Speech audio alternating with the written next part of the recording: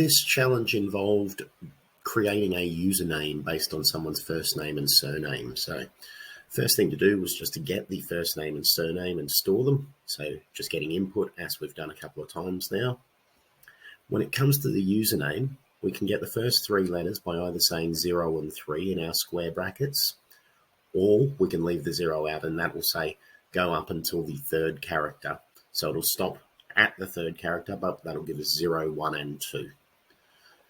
Then we can use this trick here to say start 3 before the end, and by not passing it a second value, it will go through to the end then. This might be the bit that tricked a few people.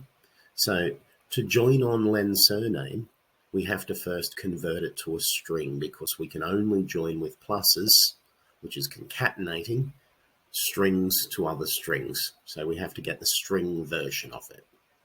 Once we've got the whole username, we're just able to print the username out. So we can just see the example one there.